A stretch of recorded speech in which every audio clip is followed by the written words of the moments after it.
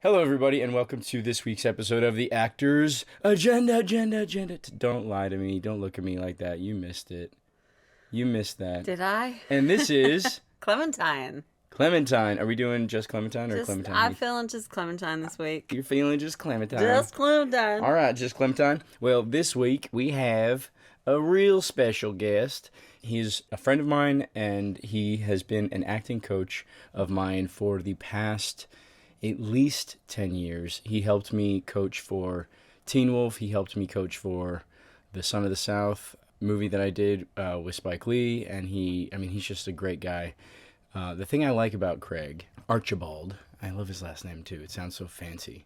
I feel like if this were 300 years ago, he'd be a prince or a Duke. A duke. Duke. A duke.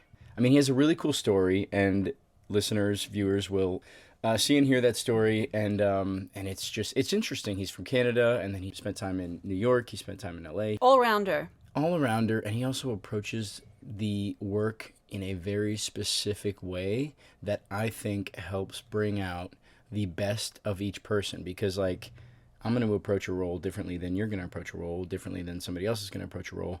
And a lot of these one-size-fits-all acting teachers will kind of try to prescribe their theory or their process onto somebody, and I think Craig does not do that. He works with each person and tries to bring out the best in them. I call that intuitive coaching. Oh yeah, I like that. Intuitive coaching. Which is kind of really when you're natural, organic, authentic, as we've talked about previously, but when you're just connecting with the actor individually and not, like, as you said, a one-size-fits-all thing. And you intuitively can kind of feel and navigate and draw things out of an actor. And it's nice, too, because I think that some techniques from acting coaches or teachers will work for somebody, and then some techniques won't. And, you know, what works for you might be different than what works for me. And so one point that I kind of want to make before we jump into the interview with Craig is the importance of actors really taking their time to find what works for them, and not being so hard on themselves if one technique or one teacher they don't connect with something. Because I remember going into classes thinking, oof, this is not right. And then some of my friends, it would be their favorite class, and they would love it. And then other classes, I'd be like, wow, I really feel like this is working for me. And other people, I would tell that it wasn't. So I've studied a bunch in the last, 2 decades, and what's interesting is that depending on the nature of the role, certain techniques are so valuable versus others that are just not really helpful in that space. But I think that the more you expose yourself to, even if you're just auditing classes just to see, so as long as you're constantly using your acting muscles, it doesn't mean that you have to have booked a job, but if you're like in an acting class, or if you're reading plays, or if as long as you're exploring and being curious as an actor in that landscape, then you're in it, you're in that creative space. But if you're just waiting for an audition to come around, and and in between that you're just doing other stuff, I think that it makes you less amenable to be able to just kind of jump in and do things. Well, yeah, because even if it's a muscle. People think, oh, it's like riding a bike, that if I learn it once, I can take years off, then I can jump back on set and be as free and available emotionally and everything else as I always had been. They are right in that it is a skill that you can learn things that work for you and don't work for you. But I hearken it to sports because it makes sense in my brain. But it's like, if I'm a pro football player and I've spent time learning how to throw and catch and run and everything else, then those are skills that I have. But if I take a year off or 2 years off, your muscles are and then I jump back on the field, the I'm not going to be able to run as fast. I'm not going to be able to throw as long. And Hollywood and a lot of these industries are the NFL of acting. A lot of people want to be in movies and films. It's not something that you go to and just do half-ass whenever you want. It's a career choice that you make and you commit yourself to. Even if you're just reading plays, reading scripts, it really helps to tap into certain emotional chambers within yourself. If you're talking about Shakespeare or any of the Greek tragedies as well, there's so much there. I think that the more you can expose yourself to different kinds of texts, whether they be screenplays, plays, classical, not just contemporary. You know, I think that it just keeps you open as And an I actor. love the way that you phrase that and sort of where this conversation has drifted, because I think finding things to do outside of just auditions is more important now than it has been in a long time. Yeah. First we had the pandemic, and then the world shut down and opened back up again, and then we had the SAG strike, and I think a lot of people, they knew that the SAG strike and the WGA strike was going to shut the industry down for a while, but I think that a lot of people expected It would okay, bounce cool, back. once the strike is over, Hollywood's going to bounce back. It really, really hasn't. You know, in the past, pilot seasons would have hundreds of pilots ordered, and this year it's less than half. And a lot of it just goes straight out to offers. Well, and now exactly, because there is less TV, there are less movies, so there are less available jobs. So competition is higher than ever. So you have actors that used to be offer only that are now reading. Yep. And you have actors that used to take a paycheck way up here, and they're taking half that because everybody needs to be working right now. And so And then you have you're these a newer talents as well that are actor- crossing over. So if they're an actor who is also the writer who becomes the showrunner, you know, they also do tend to stick to their creative circles with people that they've worked with before that they know that can just jump in and do this. And it's like Yeah. there's just not much out there for the Especially- average actor. Well, who's especially struggling. newer actors that are trying to get their first co-star or first Yeah. guest star, or for Unless them, it's procedural, it's really it's hard right tough now. anyway, because even procedurals have half the episode order that they typically Yeah. used to. So anyway, I say all that. If you are listening to this and if you are struggling, or you feel like you're Lacking questioning motivation. all of your life choices because it is so slow in the industry right now, you are not the only one. I have friends also that have said the same thing. It used to be multiple auditions every day. Now you're lucky if you get multiple in a week. So it's a different landscape. You're not alone. Stick with it. What can you be doing right now? Number one, like Clementine and I just talked about, classes. Find a teacher or a method that works for you. A lot of teachers will let you audit classes. And I think that's that that's a important great too. idea. Yeah. It is, because you don't know, on paper somebody could look and sound fantastic, but you go into the class and you don't feel right. A good acting coach will let you audit a class and Yeah. come and see what it is all about. So I encourage you to audit the classes, and typically that should be free. You shouldn't be paying to audit, or you should be paying very little. So definitely do that. Find a class that works for you. And like Clementine said, read plays, read scripts, read the trades, read Deadline. Deadline is fantastic, and you can sign up for the newsletters, and it'll update you about the industry. In addition to all that, find something that you love that has nothing to do with acting, that you can do in your free time, that fills your soul, whether it's volunteering, playing with puppies, going on hikes, being outdoors, Keeps you going to the physical. gym, just whatever makes you happy. Just do it, find it, stick with it, don't lose hope, and keep listening to these podcasts, because they're awesome and informative, and We're here to help. we're here to help. If you like the podcast, please comment, share. If you want to hear about a specific topic that Clementine and I talk about before the episode, or if there's a specific guest that you want us to interview, let us know by commenting on our page everywhere. On It's Instagram, hit the Ask DMs. the Actors Agenda, or DM us on Instagram. And until then, stay happy. We love you. We'll see you next week. Bye. It's the actor's agenda. Na, na, na, na. It's the actor's agenda. Hi, everybody, and welcome back to another episode of the Actors Agenda. I'm your host, Mike Manning, and today our special guest is Craig Archibald. Nice to be here, Michael. Thank you. Yeah. Thank you for being here. I'm very excited to have you here today, just because I think very intentionally so far on the pod, I've had a lot of people talking about the industry of acting, because that was the impetus for the podcast, is that there's a lot of information out there on the craft, but not a ton on the industry. You, however, I think do a great job combining both.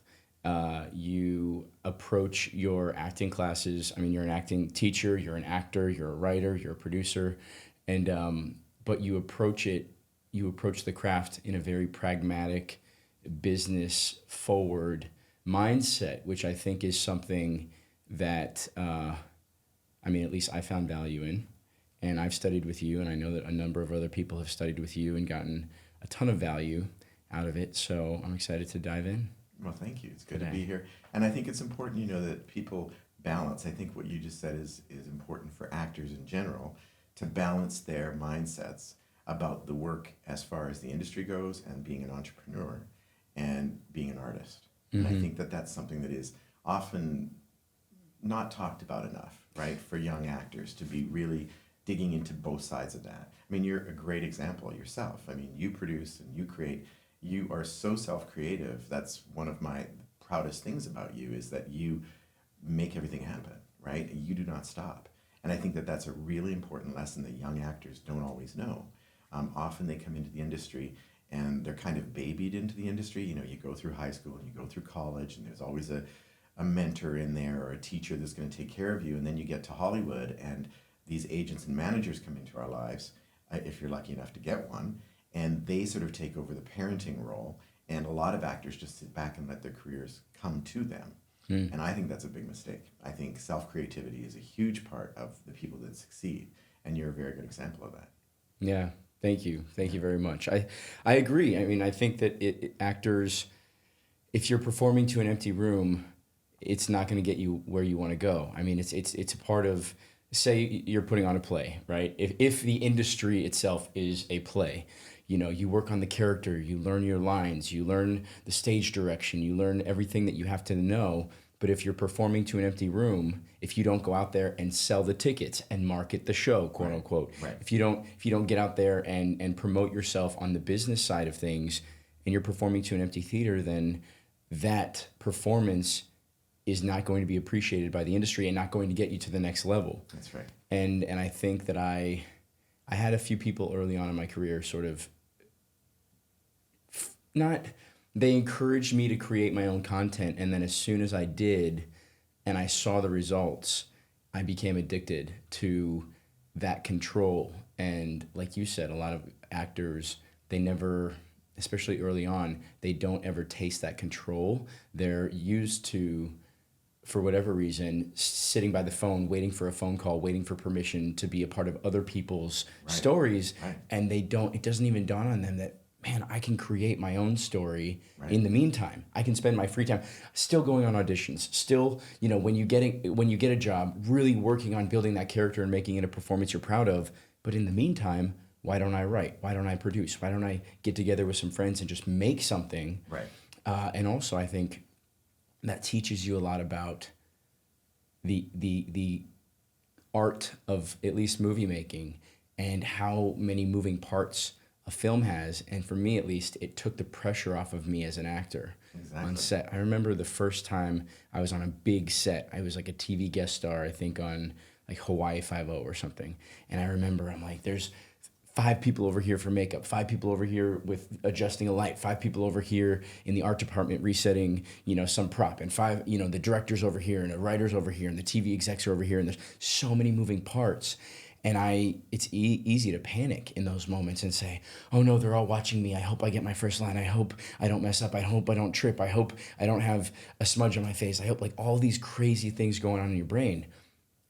But if you understand that everyone around you is just as paranoid and just as stressed and freaking out just as much about doing their jobs, it kind of takes the pressure off. Because then you're like, so what if I mess up my one line? Who cares? We're going to laugh about it. We're going to reset, and then we'll do it again. Everybody makes mistakes. Everybody makes mistakes, and it takes the pressure off. And then when you take the pressure off, you're allowed to be more present, and then it just gives you a better performance. Right. And I think the other important thing about what we've just been talking about for young actors that are out there is it's easy, now that we're both doing a lot of producing and creativity, to forget that moment when you're a young actor and someone says, hey, get out there and self-create, when you say, I don't know how to do that. I don't know how to self-create. And that's a corner that you have to turn as well, where you start writing. And even though your writing is bad, you still do it. You're going to write, you're going to create, you're going to keep moving. Or you decide to make a short film. And you create a short film with some friends and you just get dirty with it. And yeah, it may suck. It might be the worst short film ever made. That's okay. Yeah. Because what you learned in making that short film will help you make the next one and the next one and the next one. And then you grow in your capacity for that ability. And it's just magical what happens is the change that comes into your life, the power that you feel, and the success that you feel. It all changes. And that success and power walks into the room with you when you audition. Mm-hmm. It walks into a room with a meeting with a director or casting directors or whatever, workshop you're doing. Your confidence and your self-knowledge and your power is a totally different game once you start doing this. Mm-hmm. And people can read that energy. I always say, I think that's a great point. Work begets work. Right. And if you have something to talk about, then it interests people. It gives the impression that you are a moving train and everybody wants to board the moving train. Right. And it gives the impression that you have momentum, even if it's a tiny little short film that you've done with some friends. I think short films also, I think people rag on short films, but especially when you're starting out, I feel like they're great. I mean, short films either, one, serve as a calling card for a writer, director, actor, Right. so you can showcase your work. Number two, it's to serve as a proof of concept for a feature film, maybe someday. Number three, it's just to build relationships and have an excuse to network. Right. Going around to short films, to film festivals with a short film, meeting people and shaking hands and having people come up to you after the screening and say, "Oh, that was great. I loved your role. I loved your directing. I loved your writing. I love this. I love that." All of those relationships are seeds that you're planting Right. for down the line. Right. It's to the point now for me. I mean, thank God, but it's where not every job is an audition now. Right. Some of my jobs that I'm getting are people that I've worked with in the past or people that have seen me on something else, and they call me up and say, "Hey, Mike, you'd be great for this. Let's take a meeting." Right. And it becomes not me begging for a job. It becomes Right. it becomes a collaboration, and I get to say, "Okay, what do we see for this character? What do we do?" And I feel more confident too because they've already seen my work, so they know what they're buying. Right. And I can just go in there and do my thing. Yeah, exactly. And the other side of it, if you happen to get lucky enough to win an award at one of those short film festivals, it just gives you another notch of enthusiasm behind you. It gives you encouragement. It just gives you, the industry is telling you, yeah, you belong. What you did create was beautiful and great. And those things do happen. People do win those things, and it's a great calling card for meetings with agents and managers, all that kind of stuff.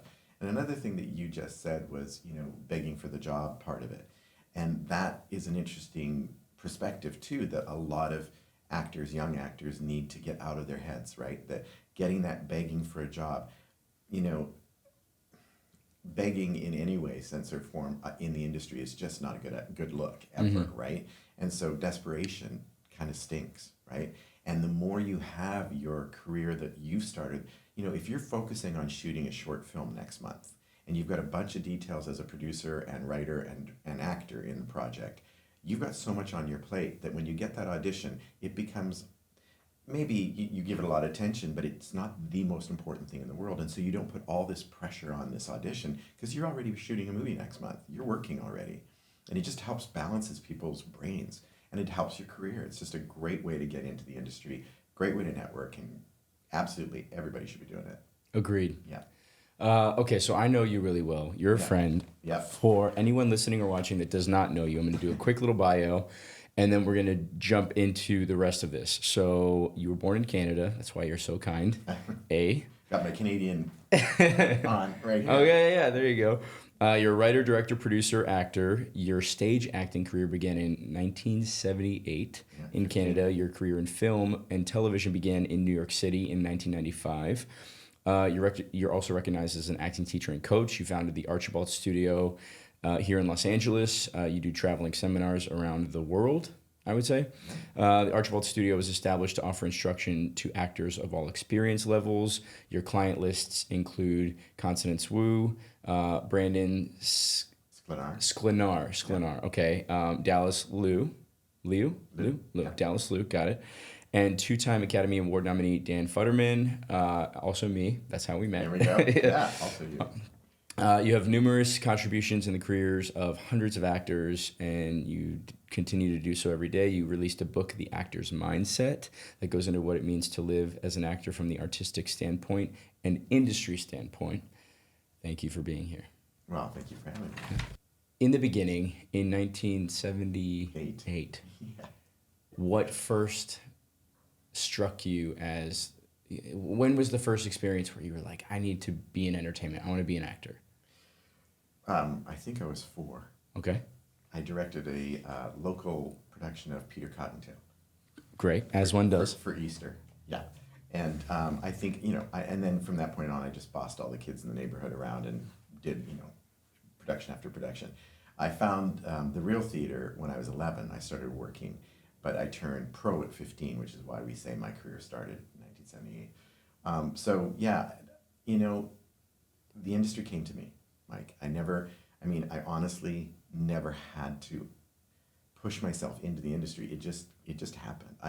There was no choice. I was an actor. I came out with tap shoes on. I was a performer. And so through that whole period of time, and also, growing up gay in Canada in the 1970s wasn't exactly easy. And when I did find the theater, of course, there were other people like me, and I found my tribe. And so that was very helpful through my teenage years when I was very lost and confused about all of that. The theater really saved my life. And so I just dove in. I seriously dove in. My mother put together a book of all the plays that I did. And if you count those up, I did 80 plays between 1976 and 1984. That's Wow. 10 plays a year for 8 Wow. years straight. And so I was just a theater baby. It's just where it was my safe space. But I also had a natural aptitude for it. And I just had a great time doing it. And then when I turned pro, that was awesome because I started to make good money.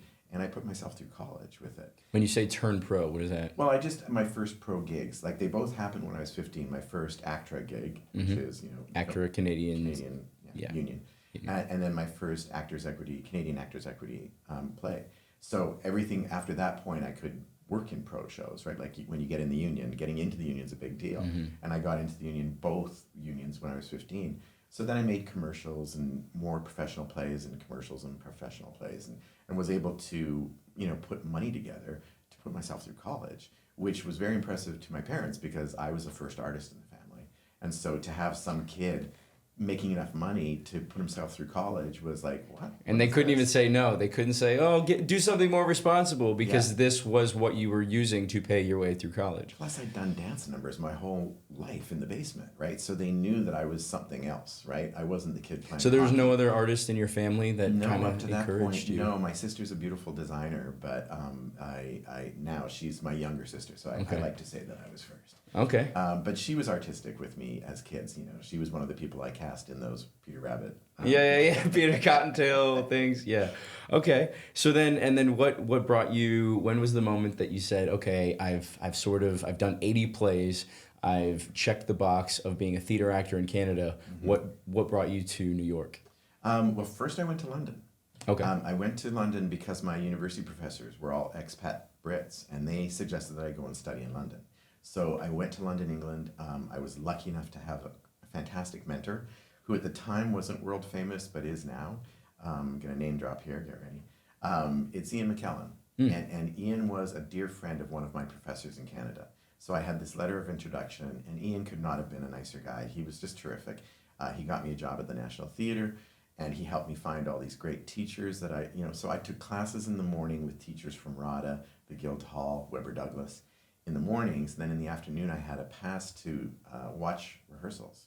And so I watched the great people like Tony Hopkins and Irene Worth and Julie Walters, Ian Charles, and Ian McKellen in rehearsal for plays, which was awesome because I'd had the, professional experience of a rehearsal room in my youth, right? And so to walk into those big rehearsal rooms and to watch those big people struggling with the parts that they're working on and struggling with a speech or whatever it was awesome for me to see them going through what I'd already been through for years. And so I just fit right in. It just gave me all the confidence in the world of, I know what I'm doing here. So 2 years in London of that was great. And then another mentor told me that I should go to New York and said, you need to study the method. And so one of my teachers in Canada, while I was in London, had moved to New York and become the head of the neighborhood playhouse. And so I rang him up and said, what should I do? And he said, well, Sandy Meisner is alive and teaching at this school. You should come and study with Sandy. Excuse me. And so I did. I moved to New York and I studied with Sandy 1987, 88, 89. I was in one of his last graduating classes. Wow. Yeah, I love, so I want to get into that. So, okay, so Sir Ian McKellen. Yeah. Gandalf. Yeah. You were the Bilbo to his Gandalf. He was your mentor for a while. early on. And one thing that you had said is that you saw these brilliant actors as they were rehearsing. And I think that that's something that's really, really powerful, because I think these days we see the final product. We turn on a movie, we go to a play, we go on to Broadway, and we see the final product. But it takes a lot to get there. And the big actors, at least that I've seen, a common thread with them is that they are not afraid to take risks. They are not afraid to fail. Timothée Chalamet, who is having his moment right now and is now one of the highest paid actors in the world, he said that the biggest thing that he got from theater school was the ability to suck, the ability to make mistakes, the ability to take risks and have it be messy and have it be ugly, but then eventually find your way in. Right. And I feel like that's a really powerful thing. I think as artists, our job is to tap into those ugly, messy human emotions and feelings and experiences, and then be brave enough to show them on stage or in front of a camera. Right. That's great. Okay, so you studied with Sandy Meisner, which I love. The Meisner, the technique, and I love his teachings in as a way to keep you present and keep you in the scene and keep you listening. I feel like I like to describe different techniques because I don't subscribe to any one technique, and I don't think you do either. I think that most people, they take things from different techniques and different instructors and different methods and use what works for them. I think that it's like a Batman tool belt. Like Batman goes out and fights crime and he has all his little tools. He doesn't know which tool he's going to use that night. Right. You know, he doesn't know if it's going to be a grappling hook or a smoke bomb or whatever. He has all these little tools that he's gathered along the way. With each performance, you don't know what character you're playing. You don't know what's going to happen on stage, what's going to happen in front of the camera, but you have your tools ready. Right. And then you sort of grab tools, like whatever tools on your tool belt you need, for each performance. And for Meisner, at least for me, I really enjoy like the repetition exercise and just ways to make me present and listening, because early on especially, sometimes I would get in my own head and I would have a very internal performance. Right. And I would have all the internal stuff going on, but if I'm not listening and if I'm not paying attention to the other actor, and this is something that you talk about when I train with you and when you train other actors for other roles, is what do you need in the other actor's eyes? Right. And that was something that I think throughout the course of our careers, we all have like light bulb aha moments. And when you began to tell me that, like, Mike, what are you looking for in the other actor's eyes? Every scene, every moment, everything, you need to have something you're searching for. And it made it a much more dynamic outward performance, because I had all the stuff inside still, but it had me listening and changing with the rhythm of the scene and changing with depending upon what the other character gave me, and it just made it a much more fun, energetic, dynamic performance. So you got that from studying with Meisner? Yeah, I mean, it all came together, right? Like, I mean, I'm not yes, I got that from Sandy for sure, because the repetition exercise, which I did my first repetition exercise with Sandy. Oh, wow. Which is crazy. Oof. Talk about pressure. Talk about pressure. I mean, talk about sweating. I mean, I'll never forget how wet my whole body was. Cut. That's it right there. That's the quote of the interview. Talking about the method, right? And talking about methods. A lot of young actors might be confused because they hear, oh, there's the Stanislavski, there's the Meisner, there's the Udo Hagen, there's Ivana Chabak, there's Strasberg. And they might say, oh, well, which one should I pick? What's the right one for me to put my money into? What do I do? And it's really important to me that people understand that it's all basically from one tree, right? It's not a forest of different methods. It's one tree, the Stanislavski tree, with a bunch of different branches. So everybody in modern America, the modern world, every teacher, everybody that's teaching acting in any way is basically in that tree. Because Stanislavski had such a huge impact, and he had a breakthrough moment where he discovered how actors could get inside the part from a different way from how they used to do it, which was all very performative. You just put on the hat, you put on the mustache, and you threw on an accent, and you were that character. Mm-hmm. And Stanislavski figured out the way to work from the inside, which connects our lives to the character's life, and then it comes alive in a different way. So there's many misunderstandings about the method. People go, oh, method acting, that's crazy. You got to get into it and be in it all day. No, that's one kind of actor. That's one branch on the tree. Well, yeah, it's one, and also just one kind of actor. And every actor is different, just like every painter, every writer, every poet is different. So actors have to find their way by going through different schools, trying different methods, and finding what works best for them. Mm-hmm. And that's one of the things I do as a coach, is that I come to it in that mindset, right? So I coach more from a place of not being a teacher, but of being a coach, as in an athletic coach, somebody that looks at what you bring to me. I look at your skill set as an actor and see where I think you're weak and where I think you're strong. How can I help you? And I jump in at that level and say, okay, this is how I can help this actor improve their abilities, right? Like improve yourself up to a level where you're the better and better and better, until the point that you become a world-class artist. So when an actor comes to you, what is your sort of process? Obviously, there's an evaluation where you're like, okay, where are you coming from, and what are you bringing to the table? Where are you weak? Where are you strong? Right. So what is your, like a quick summary of sort of the process that you take when someone is trying to find their way into a character? Well, if they're bringing me work that they've prepared, mm-hmm. the big question is, do I believe you?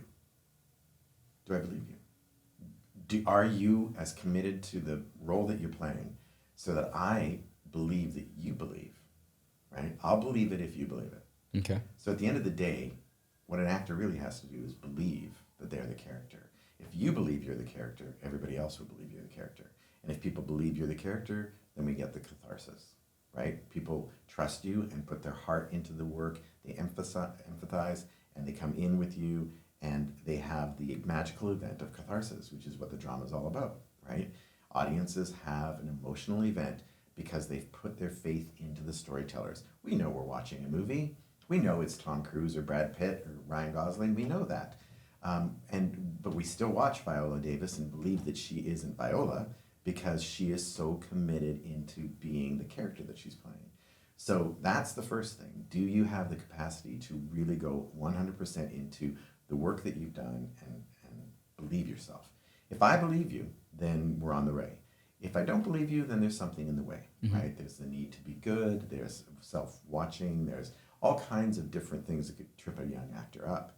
And so the skill set that I'm looking at things like your availability to your emotions, your bullshit meter, your in-the-moment muscle, your memorization skill set, you're using your original self, using your authenticity.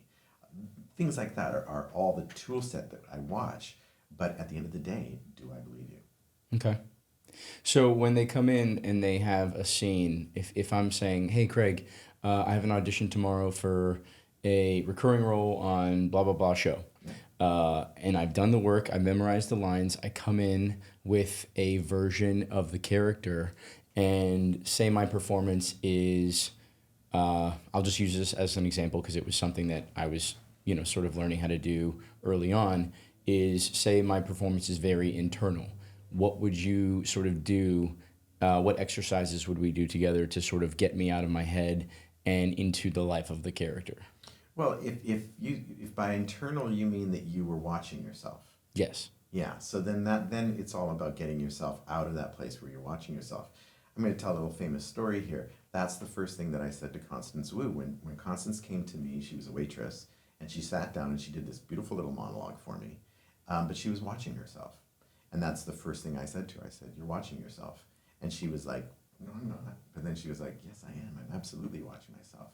And so it's something that we all do, because who's watching us if we don't? And when you say watching yourself, you say judging yourself and being safe with the performance? Is that what you mean? And white knuckling it, being in your head, watching yourself, I mean, one of the things that we say at the studio all the time is that you've got to tell yourself to fuck off. Mm-hmm. Because it's not your job to be Mike, watching Mike play Hamlet. It's your job to be Hamlet. Mm-hmm. So if Mike's in there watching Mike and pushing Mike this way and that way to be a good Hamlet, then you're in the wrong zone, right? Your commitment to Hamlet has to be Mike free. Your job is to be Hamlet. And if you are Hamlet, the audience will believe you. But if Mike's in there white knuckling it and telling you to turn this way and be smart this way, and oh, here comes that hard line to say, no, it's Hamlet. You're Hamlet. Hamlet doesn't worry about where he's standing or what he's doing. Now, of course, we have our, we're professionals, so we know how to stand properly and quietly in front of a camera and be still and all that kind of stuff. How to hit a mark, how to sit, how to talk. All that stuff we've been trained into. But when it's action time, when the camera's on, you've got to be anybody else but Mike Manning, right? You've got to fall through that scene in the character. I also find too that the more I do that, the more I live in my imagination as the character, the less nervous I get about everything around me. Absolutely. Because I just hold on to that character. Absolutely. I kind of think of it as being, when I'm on set, as being in a reality show that just happens to be within the world that everybody's creating together. So the cameras are there, and my only job is to be the character. I like that, Mike. My only, right? Yeah, that's because a good one. because it kind of takes the pressure off, and I say, look, today my name is George, and I'm my character. Today I'm George. I'm a farmer from Ohio, and I've never been to the big city, and that's the scene that we're shooting today. Is we're in New York, and I'm in the big city, and I'm from Ohio, and I've never been here for the first time. Instead of focusing on, okay, the lighting over here, my performance over here, I'm hitting this mark, I'm doing this, I try to simplify it, and I try to say, okay, my name is George, and I'm here on set, and I've never been to the big city, and I'm in awe of all of these cameras. I've maybe never seen a camera. I've maybe never seen this. And I try to be in the moment and present as the character, but then it just takes the pressure off of everything else, because then you can, and I think maybe this is why some people say method, like staying in character sometimes, is because then I would go to the dressing room and I would say, okay, what would George watch right now? What would George read? What would George this? What would George that? And I think some characters are easy to slip in and out of. Mm-hmm. Some characters are more difficult, and you have to build them, and it's just fun. It's just, that's the fun part of it, and it takes the pressure off just to think, look, there happens to be cameras here, but my job is not to worry about any of that bullshit. Right. My job is just to be George today. That's right, and just continue. And if you've had fun playing George in the weeks previously, and you found different things about George that you're having fun with, then that's great. And this is the point where people give the method a bad name, because let's say George has a very distinct British accent, mm-hmm. or a Truman Capote accent, or a South African accent, something, right, that is distinct, that you've had to work on to build that in, because you don't speak with a South African accent. So you've had to learn how to speak with that accent.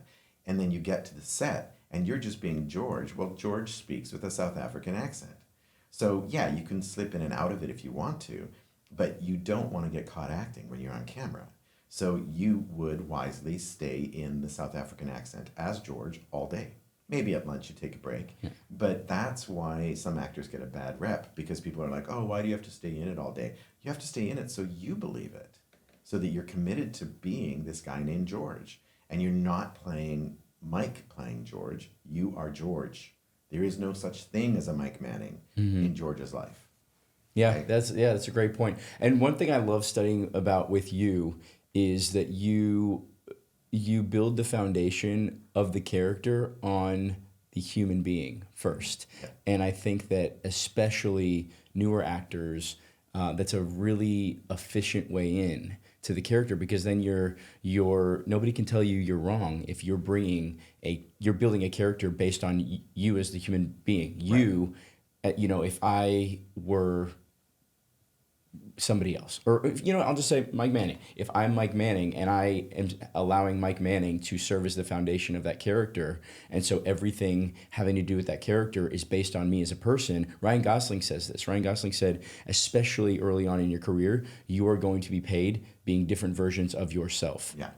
Because that's the most truthful. Right. We don't have to try to be ourselves. We don't have to build a character to be ourselves. We are ourselves. And then obviously it's you in a situation where you're scared, where you're angry, where you're happy, where you're in love, where you're in hate, where you're all these things. But I really like that about your methodology. So I just coached with you last week on a film that I'm shooting very soon, and I had done a certain amount of work with, this is the character's history, and this is where he comes from, and this is what he likes and dislikes and fears, and his driving force. But then you, which I love about working with you, you sort of made me hold up a mirror and say, okay, let's dig a little deeper. What is something in your life, Mike, that pinches you and gives you that really emotional response when you think about it, and when you, and how can we take that and apply that to the character?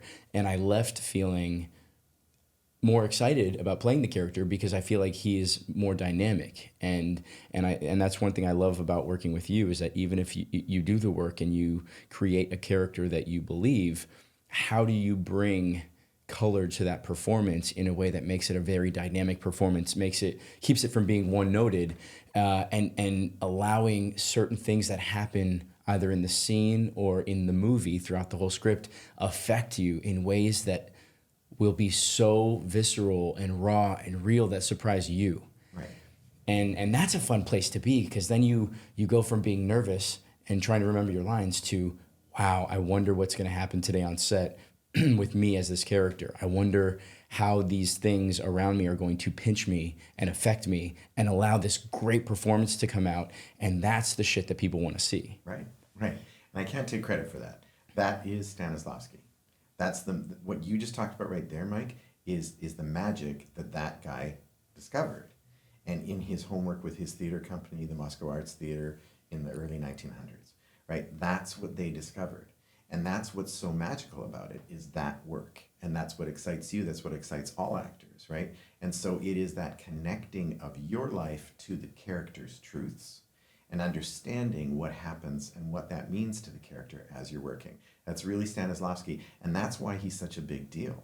And people don't understand that. And when Stanislavski's method came over to the United States, it came into the group theater used it, and the group theater is where Sandy Meisner, Uta Hagen, Stella Adler, and Sanford Meisner, or Lee Strasberg came from, right? So those big teachers of the last century then started teaching this method that came from Stanislavski, and then it just infiltrated the entire American theater and film scene because it's so good at getting us connected from our human experience to give to the character, and the character has that great visceral reaction. So that's the jazz. And you do see a shift in American cinema after that point. Absolutely, you see characters going from very theatrical performances where they're trying to show you the emotion, exactly, to characters just having the emotion just on camera, being the character. Yeah. At the end of the day, that's your job. Just be the character. Whatever else happens. I think that's also a really good point for when, you're getting ready to just roll camera, right? It's just telling yourself to fuck off and to just be the character. I like to have a thought or a thought or a state of being or a moment before every scene, even if it's an audition or if it's a scene that I'm about to shoot, just a place to come from, so that I'm not in my head. And I always write it at the top of the page, just because if something happens, who knows what's going to happen? You get a flat tire on the way to set. You get your dog is sick, and so all of these things that are life things can get in the way. Right. But nobody cares about that when it's time to roll. Right. They don't want an excuse. They want a performance. And so I always try to, when I'm in my quiet time and I'm stress-free and I'm, like right before bed, I'm going through the scene and I'm thinking about things or whatever, I always try to take those moments to have little anchors in the scene, so that I can start the scene with a certain thought. I can have certain thoughts within the scene, and then I can end the scene with certain thoughts, so that even if shit hits the fan on set or on the way to set or whatever else, I have those little anchors that at least, and it might not be a perfect performance, but at least I'm giving myself a fighting chance to give that performance that I want to give based on how I connect with the character. Right. And you know this, but we're talking about what I call the launch primer, right? How do I prime myself to launch into the scene in the best way, right? And it's important, I think, that every actor know their personal launch primer. You have yours. You've figured out what works for you that gets you to that place. I have mine. And I'll just give an example using mine. Yeah, and by the way, as many examples as possible, because I've studied with you, but for anybody listening, we were talking about this earlier, and we'll get back into it, but this is the podcast that I wish I had 10 years ago. And I think that you and a handful of other teachers, mentors have been so impactful in my own career that as much as you want to break it down, pretend that we don't even know each other. As much as you want to break it down and give any young or intermediate or evolving actor listening right now any type of advice on your creative way in, Right. go for it. Well, this one's called the launch primer. Great. And it's just like I said, you're priming yourself to launch into the scene in a really great way. How can you be at your best? You know, getting rid of the flat tire and the sick dog or the money problems or the fact that you hate your co-star, any of those things that can be getting in the way. Your co-star, by the way, isn't that person when you're shooting the scene. They are Juliet or you know, Lady Macbeth or whatever you're going to, you know, whatever she is, she's going to be that. Whatever your relationship outside of that, you now are Hamlet and she is Ophelia, right? Mm-hmm. So the launch primer is what gets you into the scene in a safe way every time. And so I encourage actors to figure out your launch primer. So I'll give you my launch primer as an example of what I do as an actor. So the first thing I have to do is tell Craig to fuck off. Because Craig is not going to help me, right? Craig's an acting coach. Craig has studied forever. Craig's done a million plays. Craig is Craig. And I'm not Craig right now. So Craig has got to fuck off. When he's in there, I'm not going to be any good.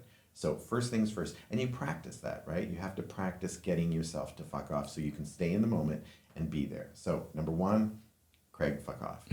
Then number two is I have two very important questions. What is my action in the scene? And what am I looking for in the other actor's eyes?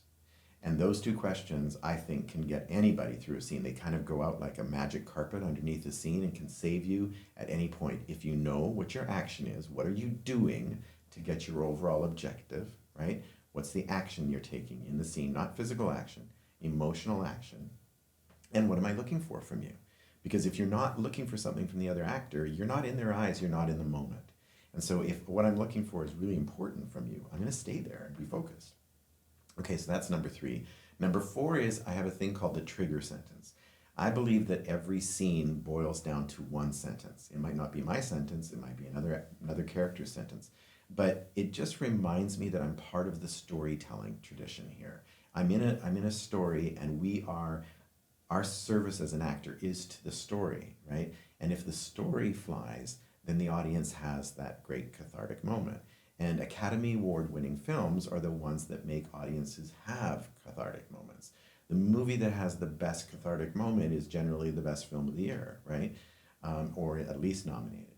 So knowing that trigger sentence, which is why the writer wrote this scene, it all comes down to that sentence. If I have the sentence, I'm not going to put extra pressure on it. I just want to know it in my head and remind myself that it's not about me. I am in service to this movie. I'm in service to this story. And this sentence is the sentence that we have to hit in this scene. The sentence that encapsulates the piece of the puzzle that the director needs to move the story along at that point. Exactly. Yeah.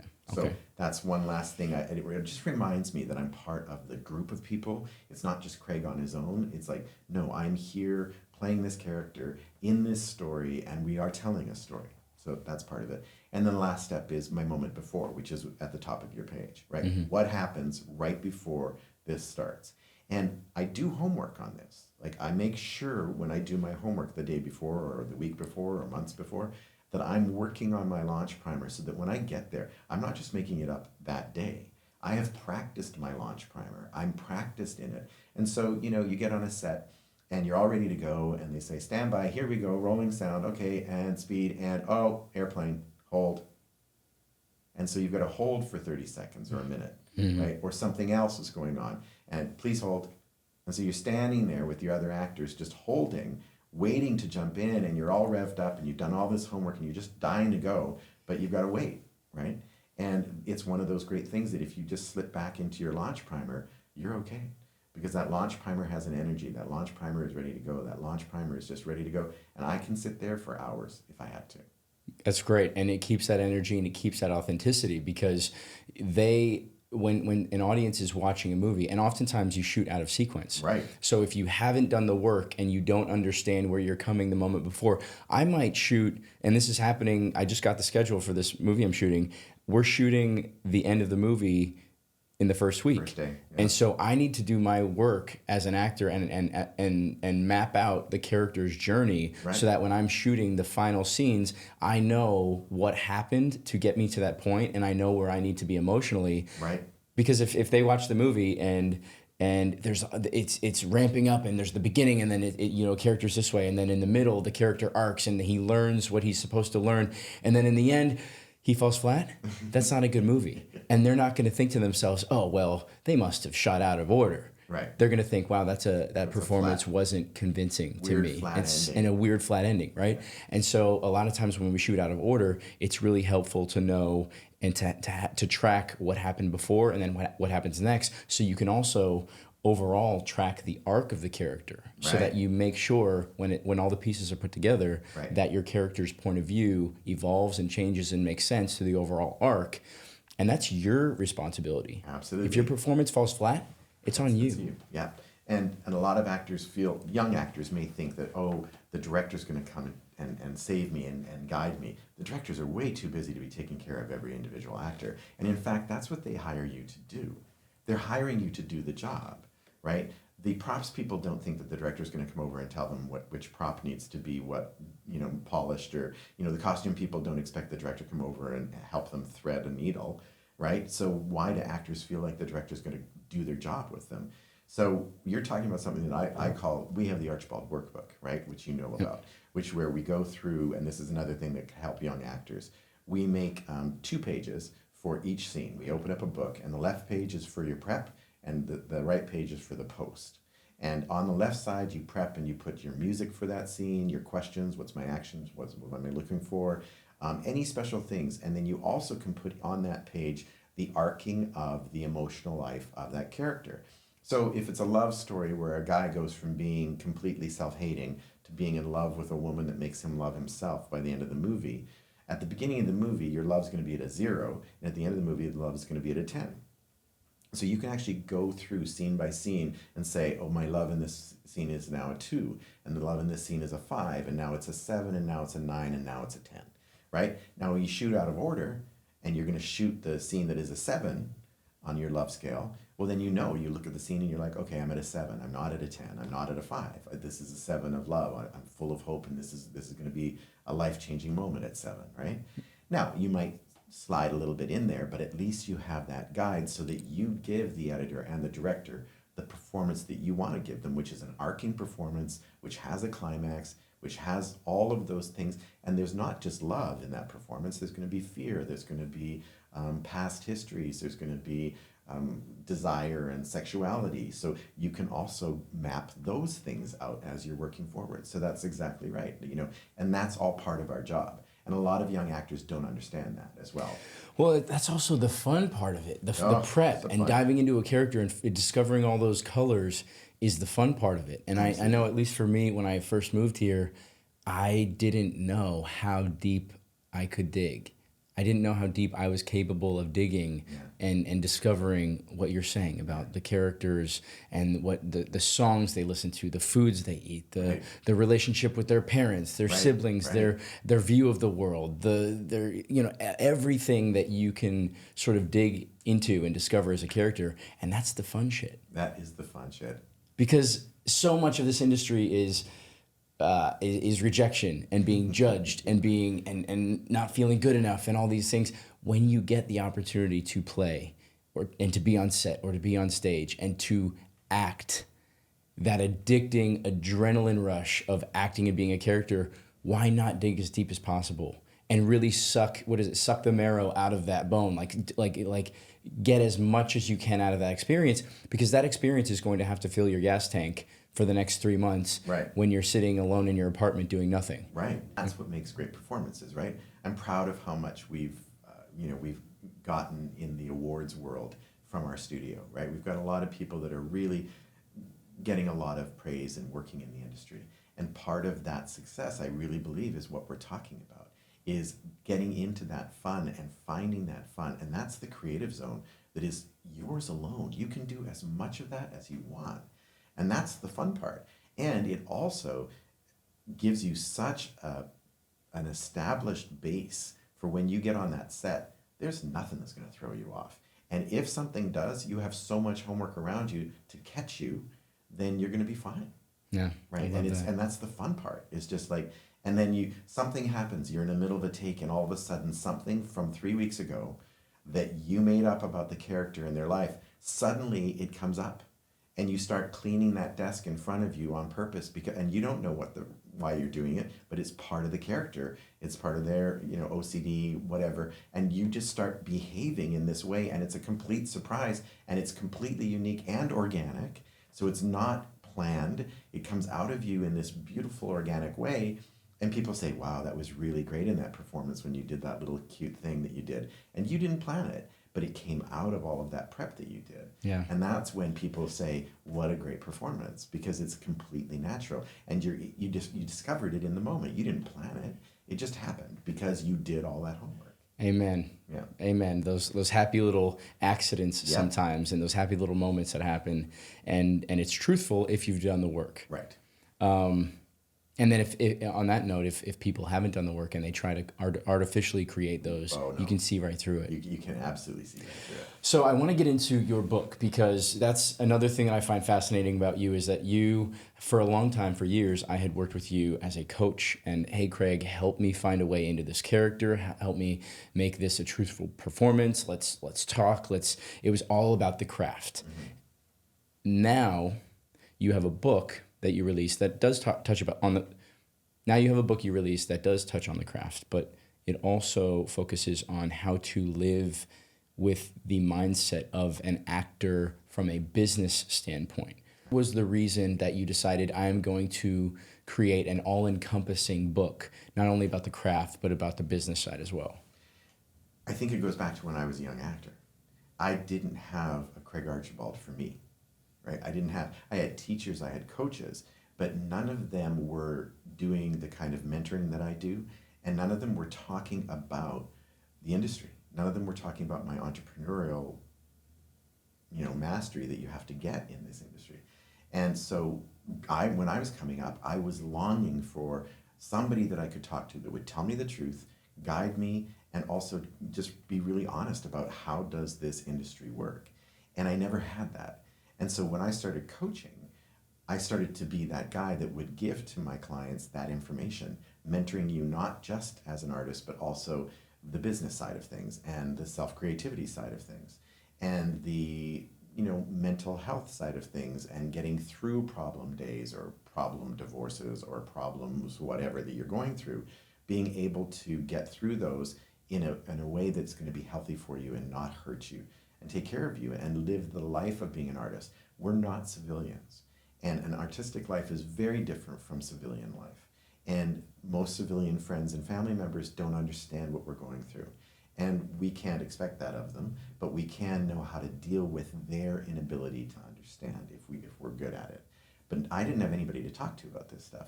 So as I started coaching more and more, I started to mentor more and more all of these things. So then when I started writing the book, I couldn't leave that out.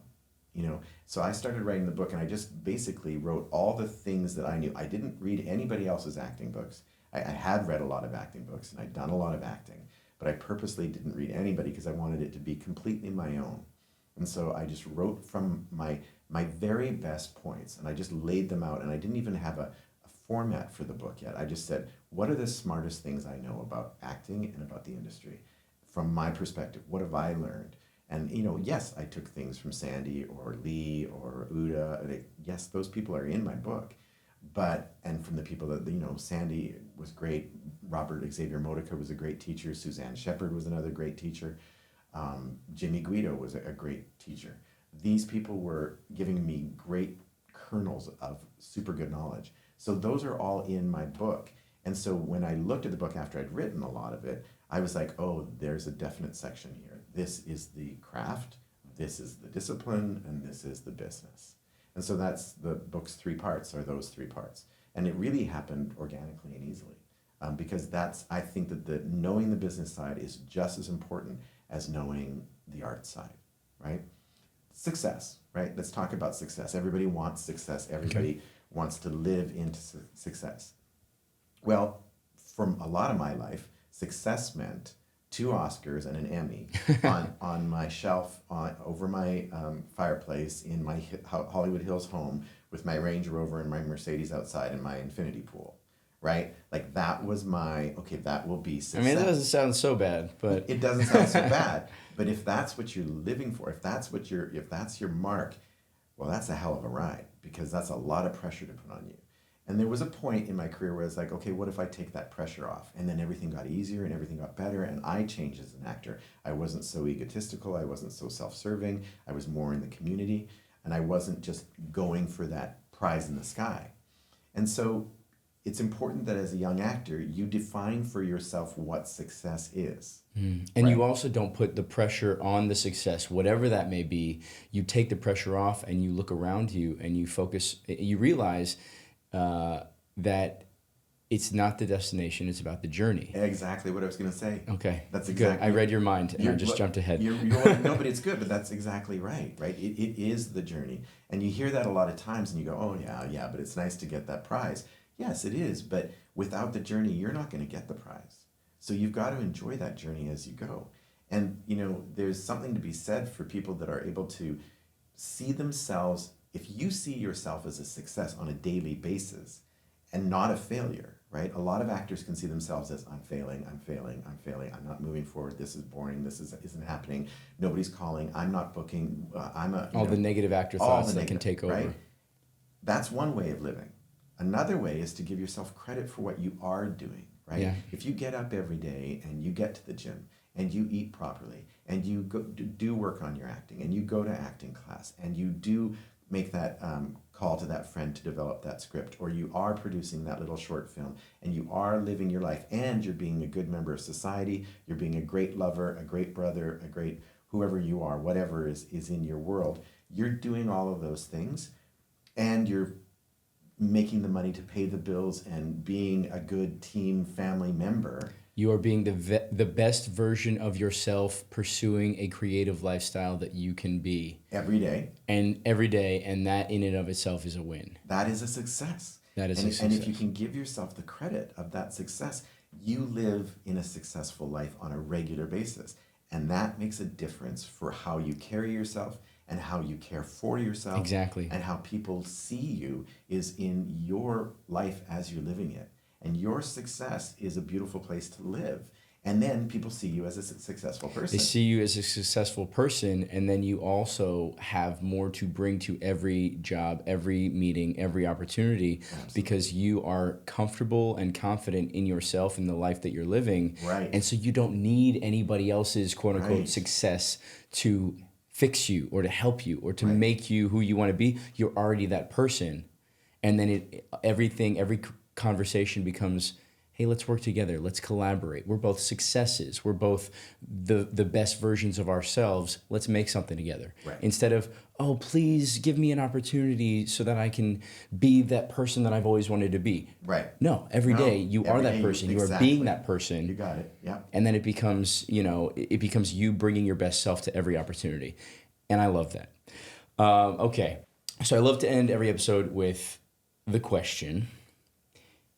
And I think we touched a lot on this, but I'm curious to see if you're forced to distill it down to its most pure form, what would it be? If you could go back and tell young Craig something, young Craig that is acting his butt off on the stages of Canada or New York, on set in New York, if you could tell young Craig something that would better prepare him for the rest of his career, what would it be? Floss. No, I'm joking. Dental hygiene. It's such a good question. And boy, that would be such a great conversation. Wouldn't it be great if we could do that? Little time capsule sent backwards.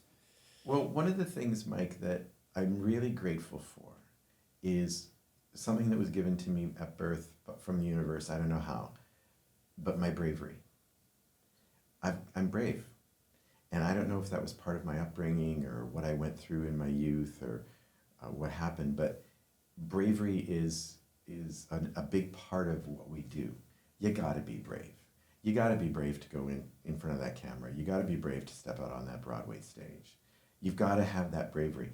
and it was inherent in me, but I don't think that I understood it as a young man. It's occurred to me now in my later life that I had great bravery all the way through.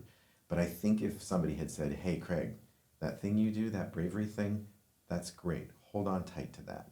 Because there were moments where I lost that bravery. And there were moments that I didn't believe in myself. And I didn't understand that I had that bravery deep inside me. So that would be one thing, because I think that would have changed the way I responded to different situations or the way that I thought about myself. So I would just encourage myself to know that earlier and to embrace it. I love that. All right, well, if there's a young Craig Archibald listening or watching this podcast, be brave. Thank you so much, Craig. If people want more information on you or the book or your classes, where can they find that information? The website is probably the easiest, thearchibaldstudio.com. thearchibaldstudio.com. Thank you, everybody, and I'll see you next time. It's the actor's agenda.